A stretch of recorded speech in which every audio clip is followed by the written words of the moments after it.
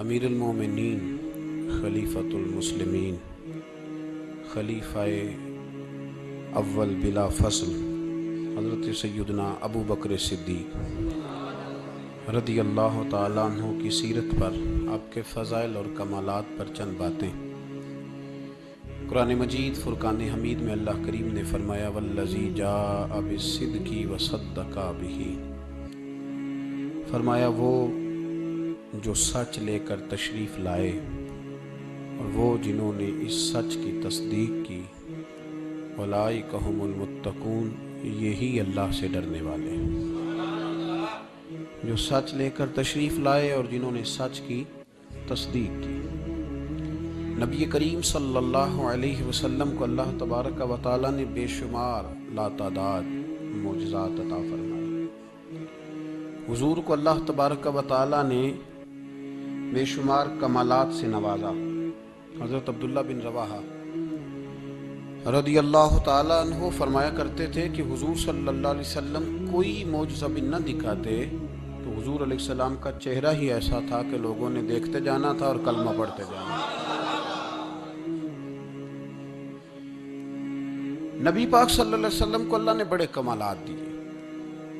کچھ لوگ ایسے تھے جو سارے کمالات دیکھ کر بھی مطمئن نہیں ہوئے، نہیں کلمہ پڑھا انہوں نے۔ یہ ایک فکری پہلو ہے، اس پر ضرور غور فرمائیں۔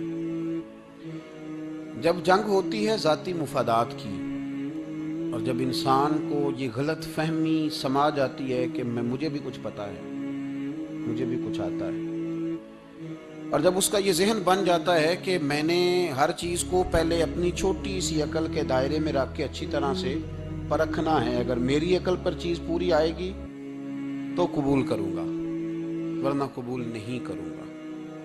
پھر لوگ نہیں مانتے، بڑے بڑے کمالات تھے، بڑا کچھ تھا، اور جنہوں نے نہیں نہ مانا انہوں نے زیادہ کمالات دیکھے،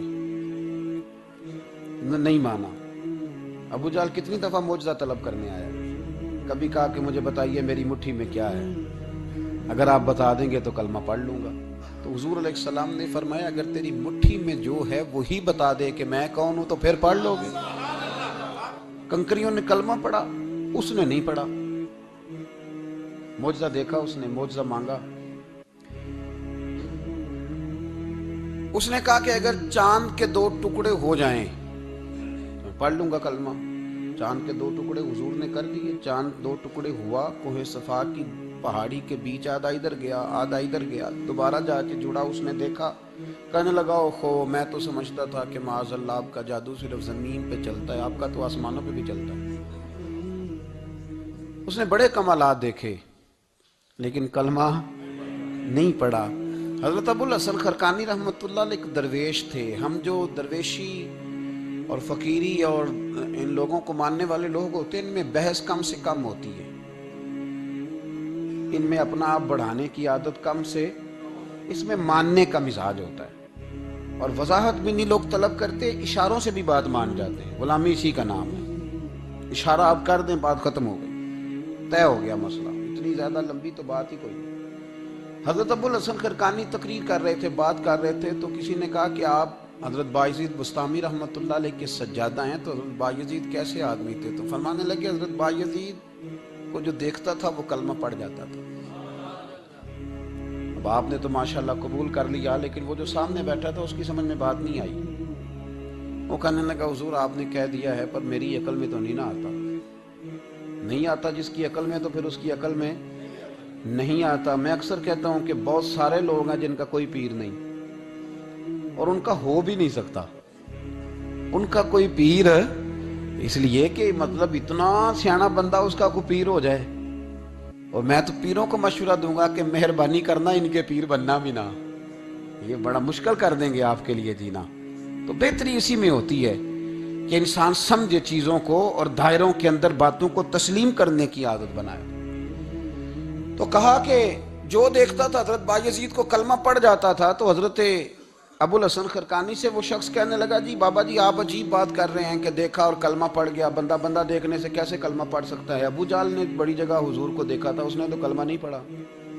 تو بایزید بستامی کو دیکھ کر لوگ مسلمان ہو گئے، یہ کیسی بات ہے؟ تو حضرت ابو الحسن خرقانی فرمانے لگے مجھے اللہ کی عزت کی قسم، ابو جہل نے ایک دفعہ بھی محمد رسول اللہ کو نہیں دیکھا صلی اللہ ہو، بڑی قسم اٹھا لی، ایک دفعہ بھی محمد رسول اللہ کو صلی اللہ ہو۔ تو وہ شخص کہنے لگا حضور وہ چچا تھے حضور کے، اور دیکھا انہوں نے ایک دفعہ نہیں 1000 دفعہ۔ فرمانے لگے میں سفید داڑھی سے بوڑھا آدمی مسند پہ بیٹھ کے قسم اٹھا رہا ہوں تو میری بات ہی نہیں سمجھ رہا، نہیں دیکھا ابو جہل نے محمد رسول اللہ صلی اللہ علیہ وسلم کو، نہیں دیکھا۔ تو کہا پھر کسے دیکھا؟ تو حضرت ابو الحسن خرقانی فرمانے لگے اس نے جب بھی دیکھا عبداللہ کے یتیم بیٹے محمد کو ہی دیکھا، یہ وہی عبداللہ کا یتیم بیٹا جو یہاں رہتا تھا، ایک دفعہ بھی اس نظر سے دیکھتا نا کہ یہ اللہ کے رسول ہے تو فوراً کلمہ پڑھ کے مسلمان ہو جاتا۔ جب بھی لوگ دیکھتے ہیں وہ اینک ہی بڑی شاندار لگائی ہوئی ہے جس کے اندر سے کوئی آدمی بھلا نظر ہی نہیں آتا، تو ان کو پھر بھلائی نصیب نہیں ہوتی۔ ایک نظر سے بھی اگر انسان دیکھتا ہے کہ جس سے اسے بھلائی چاہیے تو پھر اللہ اسے توفیق ہدایت عطا کر دیتا ہے۔ حضرت ابوبکر صدیق کا کمال یہ ہے کہ میرے نبی کریم علیہ السلام نے نا ان کی شان ایک الگ انداز میں بیان فرمائی، الگ انداز میں۔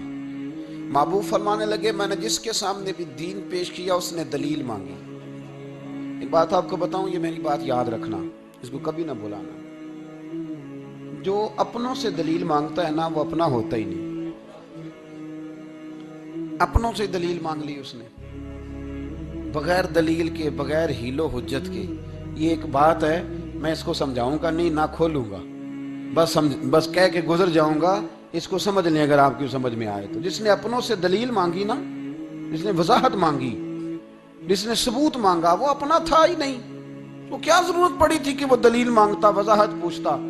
حضرت نجم الدین کبریٰ رحمت اللہ علیہ کے مرید تھے حضرت امام فخر الدین رازی، اتنے بڑے امام ہو کے ایک فقیر کے غلام تھے۔ تو فرماتے ہیں آخری وقت آیا تو شیطان آ گیا، میں اس کو کہتا تھا رب ہے، تو شیطان بھی تو بڑا عالم ہے نا، تو وہ دلیل توڑ دیتا تھا۔ فرماتے ہیں میں نے 360 دلیلیں دی، اس نے ساری توڑ دی۔ تو پھر میں نے اپنے شیخ کی طرف توجہ کی، میں نے کہا حضور کو نظر کرم فرمائیں۔ تو شیخ نجم الدین کبریٰ فرمانے لگے اس بے ایمان کو کہہ دے میں اپنے رب کو بغیر کسی دلیل کے رب مانتا ہوں، دلیل کی ضرورت ہی نہیں، بس میرا رب ہے تو رب ہے، ختم ہو گئی بات۔ نبی رحمت علیہ السلام فرمانے لگے میں نے جس کے سامنے بھی دین پیش کیا اس نے دلیل مانگی، فرمایا یہ واحد میرا ابوبکر صدیق ہے، میں نے اسے کہا ہے کلمہ پڑھ لو، اس نے دلیل مانگی نہیں، فوراً ہی کلمہ پڑھ کے مسلمان ہو گئے۔ کوئی دلیل نہیں، کوئی معجزہ نہیں، کوئی طلب نہیں، کوئی شے نہیں۔ ساری زندگی مطمئن ہی نہیں ہو پائے لوگ، ساری زندگی اطمینان ہی نہیں ہو سکا، اس کو بھی سنا، اس کو بھی سنا، اس سے بھی سوال پوچھا، اس سے بھی پوچھا۔ بھائی تو نہیں، تو مطمئن ہونا نہیں چاہتا، تو بحث کرنے کے لیے علم سیکھ رہا ہے، جس نے عمل کرنے کے لیے سیکھنا ہوتا ہے اس کو تو ایک حرف ہی بڑا کافی ہوتا ہے، تو ایک لفظ کی ضرورت ہوتی ہے، ایک جملے میں ساری زندگی لوگ گزار دیتے ہیں۔ حضرت ابوبکر صدیق رضی اللہ تعالیٰ عنہ نے بحث والا دروازہ نہیں کھولا، حضور نے کہا کلمہ پڑھو تو انہوں نے کلمہ پڑھا اور مسلمان ہو گئے۔ کوئی دلیل، کوئی وضاحت، کسی چیز کی کوئی حاجت، ختم ہو گئی بات۔ اصل مسئلہ پتہ کیا ہے، جو لوگ سوچ سمجھ کے چلتے ہیں نا، تو سوچ کتنی ہے انسان کی، وہ کتنا کام دے گی۔ یہ جو وارفتگی ہوتی ہے نا، یہ جو محبت ہوتی ہے، یہ جو پیار ہوتا ہے، یہ زندگی کو آسان کر دیتا ہے۔ سوچنے سمجھنے کے دائروں سے آدمی نکل جاتا ہے، اس کا کام وہ کہتا ہے کہ میں نے سوچنا نہیں، میں نے ماننا ہے، میں نے رب رسول کی ذات کے بارے میں سوچنا نہیں، میں نے ماننا ہے۔ تو ماننے والے لوگ جو ہوتے ہیں وہ فائدے میں ہوتے ہیں، تو عمل کر رہے ہیں، بات مانی، عمل کیا۔ عقل کا بے شمار اور بے دریغ استعمال، اپنی چھوٹی عقل سے بڑے مسئلے حل کرنے کی کوشش کرنا، یہ انسان کو نقصان دیتا ہے۔ بہت ساری جگہوں پہ وہ الجھ جاتا ہے، ہر جگہ عقل استعمال کرنا، لیکن رب رسول کے معاملے میں نہ استعمال کرنا، ورنہ نقصان ہو۔ عقل چھوٹی ہے اور اللہ رسول کی ذات بڑی ہے، کبھی بھی اس دائرے میں بند کرنے کی کوشش نہ کرنا۔ جناب ابوبکر صدیق رضی اللہ تعالیٰ عنہ ہر معاملے میں، ہر معاملے میں۔ ایک حدیث بخاری کی، شاید میں نے پہلے بھی عرض کی تھی، لیکن چونکہ وہ عنوان کے لحاظ سے ایک بہت بڑی دلیل ہے، دوبارہ عرض کرتا ہوں۔ نبی پاک علیہ السلام نے 1500 کے قریب صحابہ سے فرمایا تھا کہ چلو عمرہ کرنے چلیں۔ عمرہ کرنے جب ہم جاتے ہیں نا تو ہمارے گلے میں پھول بھی ڈالے جاتے ہیں، اور آپ کو پتہ ہے بتانا بھی پڑتا ہے لوگوں کو کہ میں عمرہ کرنے جا رہا ہوں، پھر روٹی بھی پکتی ہے، پھر سب رشتہ داروں کو پتہ بھی چل جاتا ہے، اور بندہ چلا جائے ایئرپورٹ تو احرام باندھا ہو نا تو پتہ چلے نا فلائٹ تو 24 گھنٹے لیٹ ہے، تو جن کو حکم ہے نا کہ تم نے سی بھی نہیں کرنی وہ بھی روڑے اٹھا لیتے ہیں، احرام باندھا ہوا ہے، حکم ہے کہ اب تم نے کوئی جھگڑا، کوئی لڑائی، کوئی فساد ہے تو ایئرپورٹ پہ لوگ روڑے اٹھا لیتے ہیں، کہتے ہیں ہم ایئرپورٹ بھی توڑیں گے اور فلائٹ کا جو عملہ ہے اس کا گریبان بھی پکڑیں گے، بڑا کچھ ہی دنیا کرتی ہے۔ اور اگر کسی کے پیر صاحب نے کہا ہو چلو عمرہ کریں، اللہ اکبر، اور پھر ایئرپورٹ پہ جا کے پتہ چلے کہ پیر صاحب کے ساتھ تو دھوکا ہو گیا، بندہ غلط نکلا ہے، پیری مریدی قائم رہے گی؟ سوال ہی نہیں پیدا ہوتا، سوال ہی نہیں پیدا ہوتا۔ میرے ساتھ ایک سنگی نے ایک دفعہ بات کی، کہنے لگا جی پیر صاحب کامل نہیں، میں نے کہا کیا غلطی ان میں پائی جاتی ہے؟ کہتے میں انہوں نے پوچھ کے باہر دے پیسے جمع کرائے سن تو میرا کام نہیں بنیا۔ میں کہ تو پیر پڑھ لیا، تیرے تے کوئی نجومی پڑھنا چاہیے سی، وہ نجومی ہونا چاہیے تھا تیرے لیے تاکہ وہ اچھی طرح غور کرتا ہے۔ جی آپ کو پتہ ہے نا اہل سنت میں کتابیں بھی نکلتی ہیں، کئی لوگ کہتے ہیں یہ کوئی کتاب کٹ کے دسو، میں کیوں کسی لکھی نہیں تو کٹیے کی تو وہ کون سی کتاب ہے جو آپ کہہ رہے ہیں نکالیں اور ذرا بتائیں کہ فلانا کام میرے لیے ٹھیک رہے گا کہ نہیں۔ ایک استخارہ ہے دین میں، اور استخارے کا بھی بابت معاملہ یہ ہے کہ آپ نے استخارہ کر لیا، اس کے بعد بھی آپ حتمی فیصلہ نہیں کریں گے۔ بزرگ کہتے ہیں کہ استخارہ کر کے بھی یہ کہو کہ جی میری سمجھ میں یہ آیا ہے، باقی حقیقتوں کا علم اللہ جانے، اللہ کا رسول جانے صلی اللہ علیہ وسلم، حقیقتوں وہی جانتے۔ تو الجھے نہیں زندگی میں۔ 1500 کے قریب صحابہ تھے، حضور نے فرمایا احرام باندھو بھائی، عمرہ کرنا ہے۔ حدیبیہ کے مقام پہ گئے تو قریش مکہ نے روک لیا، نہیں کرنے دیں گے۔ جب بات بہت آگے بڑھی تو پھر شرطیں لکھی گئیں، شرطیں بڑی سخت ہیں کہ جو مسلمان مکے سے مدینے آئے گا مدینے والے واپس کریں گے، اور اگر کوئی مسلمان مدینے سے مکے چلا گیا تو مکے والے واپس نہیں کریں گے، ہم ان کے لوگ دیں گے، وہ ہمارا بندہ دیں گے نہیں۔ یہ شرطیں تھی، صحابہ پریشان تھے۔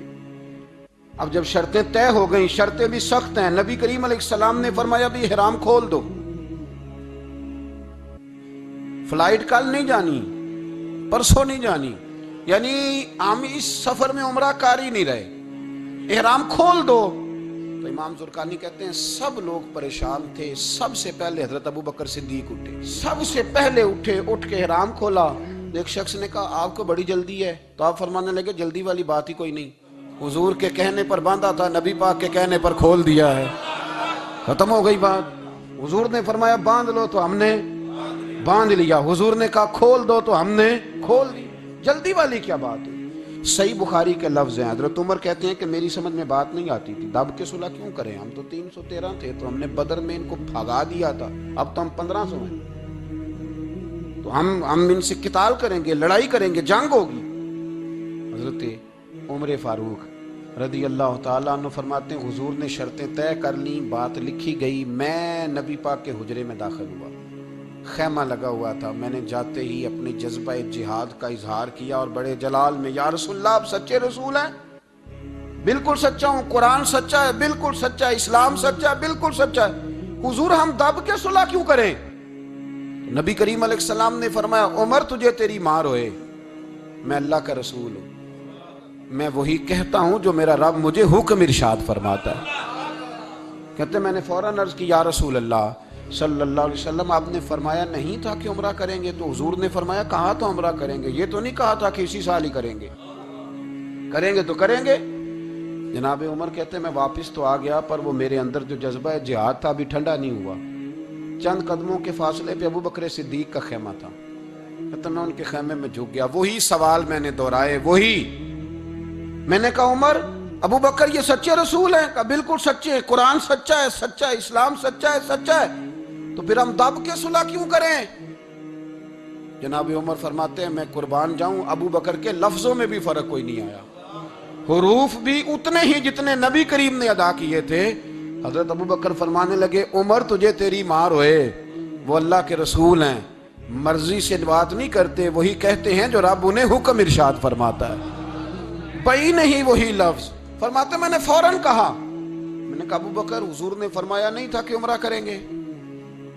تو کہتے ہیں وہی لفظ، وہی حرف، وہی انداز، وہی طریقہ، وہی سلیقہ، وہی انداز تکلم، بالکل حضور کی اتباع میں اسی انداز میں فرمانے لگے عمر، حضور نے فرمایا تھا عمرہ کریں گے، یہ تو نہیں فرمایا تھا کہ اسی سال ہی کریں گے تو انشاءاللہ کریں گے۔ فرماتے ہیں میں واپس آ کے بیٹھا تو حضرت عمر کہتے ہیں جب میرا غصہ اترا نا تو پھر میرے اندر سے آواز آئی کہ عمر ذرا غور تو کر، تو ابو بکر کے ایمان تک کبھی نہیں پہنچ سکتا، اس تک تیری رسائی نہیں ہو سکتی۔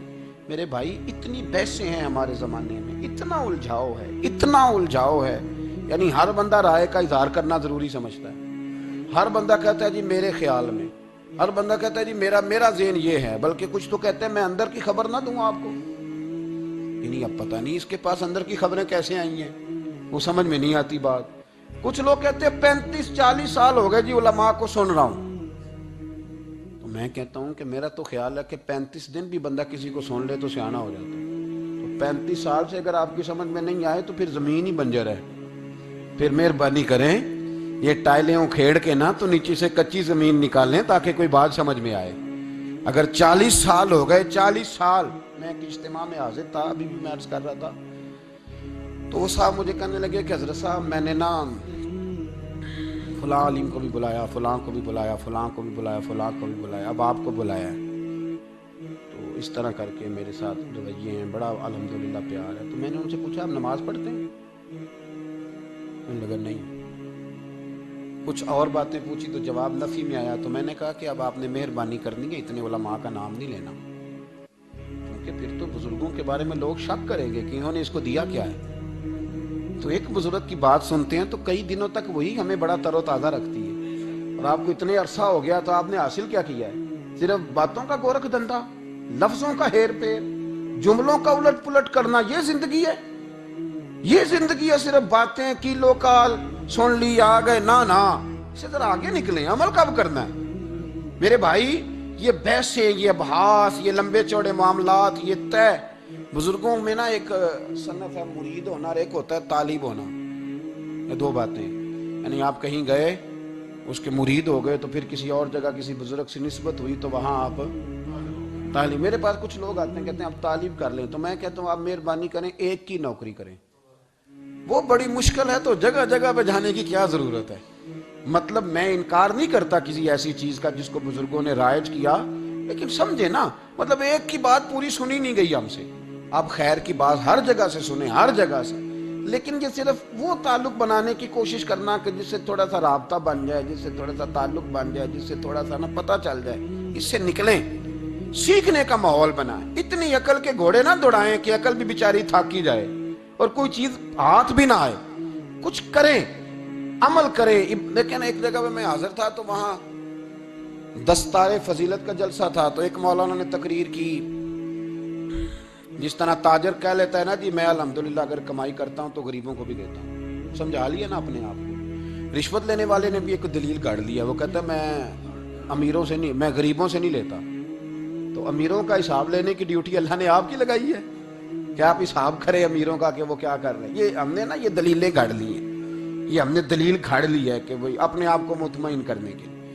میں حاضر تھا تو ایک مولانا تقریر کی دی، عالم ساری رات، یہ صرف علماء کی بات نہیں، ہر طبقے نے اپنے بارے میں اس طرح کی چیزیں یاد کر لی ہیں، ہم نے رٹ لی ہیں۔ جیسے خامن نے یاد کر لیا ہے کہ کسی غیر کے لیے سجدہ جائز ہوتا تو اللہ عورت کو حکم دیتا، نبی پاک حکم دیتے کہ وہ خامن کو سجدہ کرے، تو بی بی نے بھی یاد کر لیا ہے کہ حضور نے فرمایا تم میں سب سے بہتر وہ ہے جو بیوی کے حق میں بہتر ہے۔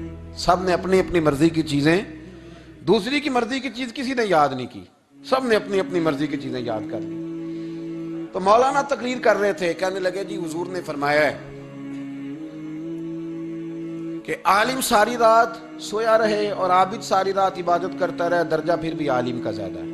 پھر دوسرے آئے، انہوں نے بھی اسی حدیث پہ بات کی، تیسرے آئے تو انہوں نے بھی اسی حدیث پہ بات کی، تو میرا نمبر آیا تو میں نے کہا جی یہ جو حدیث آپ سنا رہے ہیں نا، یہ حدیث بالکل ٹھیک ہے، بالکل ٹھیک ہے کہ عالم ساری رات عشاء پڑھ کے سوئے، فجر کے وقت اٹھ کے فجر پڑھے، اور عابد ساری رات نماز پڑھے تو درجہ پھر بھی عالم کا زیادہ ہے۔ بالکل ایسے ہی ہے، بلکہ ایک حدیث میں تو یہ ہے کہ 70 عابد بھی عبادت کریں اور عالم سویا رہے تو ان 70 سے سونے والے عالم کا درجہ، یہ بات بالکل ٹھیک ہے، لیکن میں نے کہا اس کا بھی خیال رکھو کہ یہ حدیث غوث پاک کو بھی آتی تھی، یہ غوث پاک کو بھی آتی تھی حدیث، اور بڑے عالم تھے، پر وہ تو عشاء پڑھ کے مصلی پہ بیٹھتے تھے اور فجر تک مصلی پہ بیٹھے رہتے تھے، حالانکہ یہ حدیث انہیں بھی آتی تھی، یہ حدیث خواجہ معین الدین چشتی کو بھی آتی تھی، اور وہ بڑے عالم تھے، لیکن اس کے باوجود وہ عشاء پڑھتے تھے اور فجر تک مصلی پر بیٹھے رہتے تھے۔ حضرت عثمان غنی سے بڑا عالم تو کوئی نہیں نہ ہوگا اس زمانے میں، حضرت عثمان غنی رضی اللہ تعالیٰ عنہ جیسا شخص تو کوئی نہیں نہ ہوگا، پر وہ عشاء کے بعد قرآن پاک پڑھنا شروع کرتے تھے اور فجر سے پہلے پہلے قرآن پاک ختم کر لیا کرتے تھے۔ تو دلیلیں صرف بحث کے لیے یاد نہ کریں، اپنے آپ کو بچانے کے لیے یاد نہ کریں، اپنے وجود کو سکون دینے کے لیے دلائل نہ یاد کریں۔ میں دین کے کس دائرے سے کس طرح بچ کے نکل سکتا ہوں، اس کے لیے دلائل یاد نہ کریں، عمل کے رستے پہ آئیں، عمل کے رستے پر۔